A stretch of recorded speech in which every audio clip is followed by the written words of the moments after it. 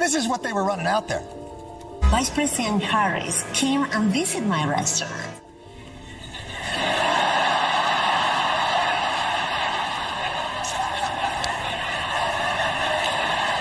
It's been several months since the Democratic National Committee suffered a staggering defeat at the hands of Donald Trump.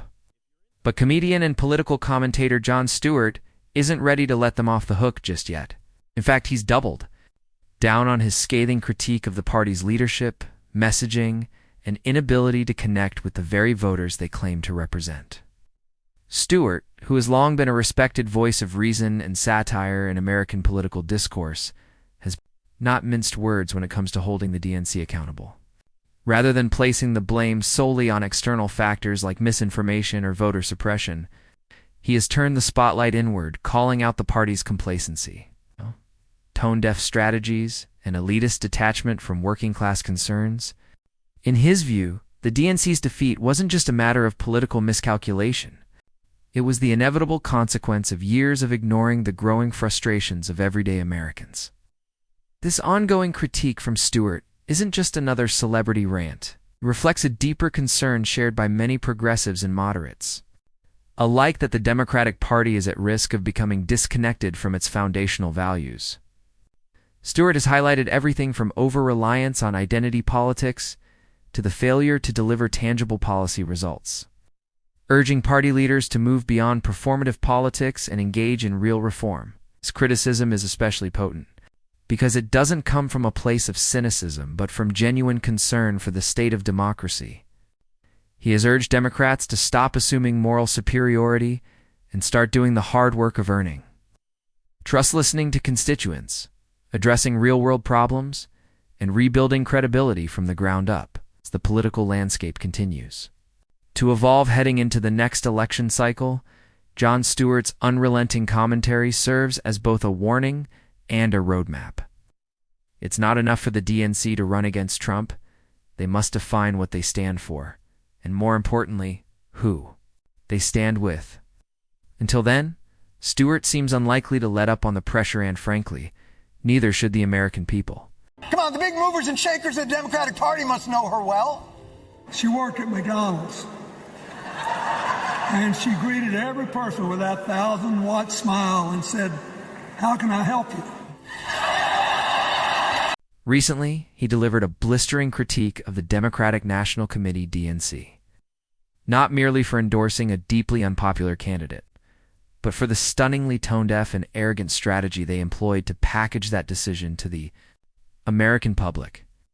His commentary didn't pull any punches. It was sharp, unapologetic, and backed by the kind of insight that cuts through political spin like a knife. In a media landscape often filled with echo chambers and filtered narratives, this takedown stood out as a raw, its unfiltered assessment of a party increasingly disconnected from its base. What made this moment even more impactful wasn't just the accuracy of the critique, but the fearless delivery. He called out the DNC's insular decision-making process, their lack of accountability, and the way they seemed to underestimate the intelligence of everyday voters. It wasn't about partisan rivalry. It was about transparency, responsibility, and the consequences of ignoring the will of the people. And as the political landscape continues to shift in unpredictable ways, moments like this remind us why independent voices matter more than ever. So, if you're tired of curated narratives and looking for real talk in a world of political theater, this is the space for you. Subscribe now, because this conversation is far from over, and what's coming next might just shake the system even harder. Of course, an important part of tonight was familiarizing people with the Democratic nominee's biography, a hallowed walk through the trials and tribulations that formed the ethos and spirit of the Democratic nominee. Stewart began his critique by focusing on the Democratic National Committee's attempt to craft a compelling public image for Vice President Kamala Harris. As the sitting Vice President of the United States, Harris should, by all conventional measures, possess a robust and well-documented record of achievement to present to the American people. Yet, according to Stewart, what was offered in her official biography was strikingly shallow, raising more questions than it answered. Rather than highlighting clear legislative accomplishments, key executive leadership moments, or pivotal policy contributions. The biography leaned heavily on vague generalities and superficial milestones. It failed to articulate any defining moments that demonstrated her capability, leadership, or influence within the administration. This, Stewart argued, is not just a communications misstep, it's emblematic of a broader issue within the party's messaging strategy. The attempt to manufacture appeal without substantive merit to support it. In a political environment where public trust is eroded and voters increasingly demand accountability, transparency, and competence, relying on image over impact is a risky gamble.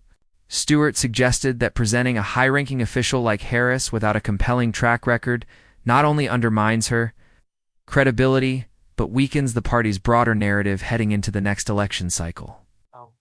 It raises a critical point about modern political branding. When the substance doesn't match the spotlight, even the most carefully curated image begins to unravel under scrutiny.